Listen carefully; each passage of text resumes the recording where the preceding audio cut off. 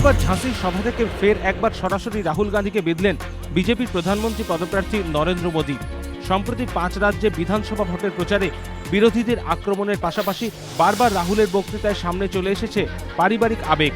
কখনো বাবা ঠাকুমা খুনের প্রসঙ্গ, কখনো অসুস্থতার জন্য সোনিয়ার খাদ্য সুরক্ষা বিলে ভোটাভুটির সময় সংসদে না থাকতে পারা নিয়ে আক্ষেপ।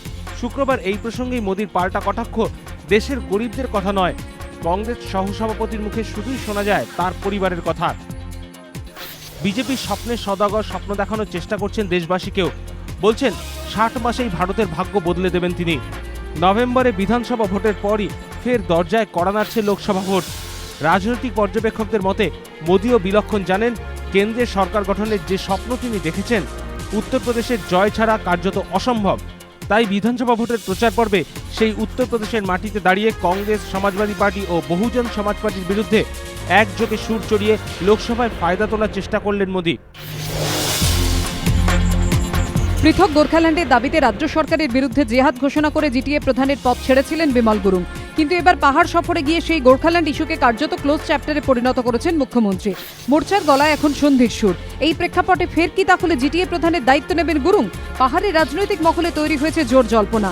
গুরুং ফের জিটিএ প্রধান হলে রাজ্য সরকারের যে আপত্তি নেই তা শুক্রবার কার্যত বুঝিয়ে দিয়েছেন মুখ্যমন্ত্রী। জেলবন্দি বিনয় তামাংয়ের পরিবর্তে জিটিএ প্রধানের দায়িত্ব অস্থায়ীভাবে দেওয়া হয়েছে রমেশ আলেকে। তার মেয়াদ শেষ হচ্ছে শনিবার। তারপর জিটিএ প্রধান কে হবেন হরকা বাহাদুর ছেত্রী জানিয়েছেন তারা আলোচনা করেই এ ব্যাপারে সিদ্ধান্ত নেবেন। রাজনৈতিক পর্যবেক্ষকদের মত, বিমল গুরুং জিটিএতে ফিরলে সেটা হবে রাজ্য সরকারের অনড় অবস্থানের সামনে নতি স্বীকার। কারণ রাজ্য সরকারের সঙ্গে সংঘাতের পথে গিয়ে যে কোনো লাভ হবে না তা মোর্চার কাছে পরিষ্কার হয়ে গিয়েছে। এই পরিস্থিতিতে জিটিএই একমাত্র অস্ত্র।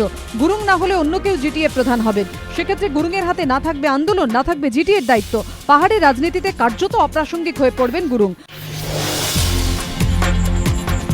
তথ্য প্রযুক্তি শিল্পে জোর দিয়ে কর্মসংস্থানের সুযোগ বাড়াতে এবং প্রশাসনের তৃণমূল স্তরে কাজে গতি আনতে উদ্যোগী রাজ্য সরকার।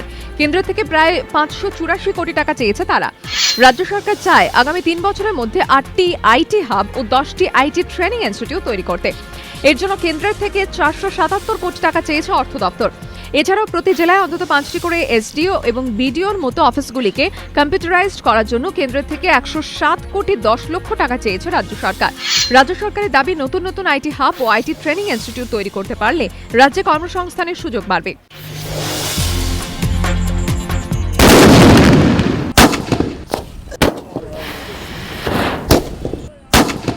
শব্দবাজির পরীক্ষা আগামী 28 অক্টোবর থেকে ময়দান, কিশোর ভারতী স্টেডিয়াম, বরিশা ও টালায় বসতে চলেছে বাজি বাজার। তার আগেই শুক্রবার ব্রিজে নেচার পার্কের উল্টো দিকের মাঠে পরীক্ষামূলকভাবে কিছু বাজি ফাটিয়ে দেখেন কলকাতা পুলিশ ও দূষণ নিয়ন্ত্রণ পর্ষদের প্রতিনিধিরা। উপস্থিত ছিলেন দমকলের প্রতিনিধিরাও। এদিন মোট 29 ধরনের বাজি পুড়িয়ে দেখা হয়। তার মধ্যে 6 ধরনের বাজি 90 ডেসিবেলের অনুমোদিত শব্দমাত্রা লঙ্ঘন করেছে। ওই বাজিগুলিকে নিষিদ্ধ করা হয়। তবে পুলিশ ও দূষণ নিয়ন্ত্রণ পর্ষদের সিদ্ধান্তে খুশি নন বাজি বিক্রেতারা। তাদের অভিযোগ, অন্যান্য রাজ্যে যেখানে বাজির শব্দমাত্রা 125 ডেসিবেল, সেখানে কলকাতায় সেই মাত্রা 90 ডেসিবেল। এর ফলে ক্ষতির সম্মুখীন তারা। বিষয়টি নিয়ে ফের আদালতের দ্বারস্থ হওয়ার কথা ভাবছেন বাজি বিক্রেতারা।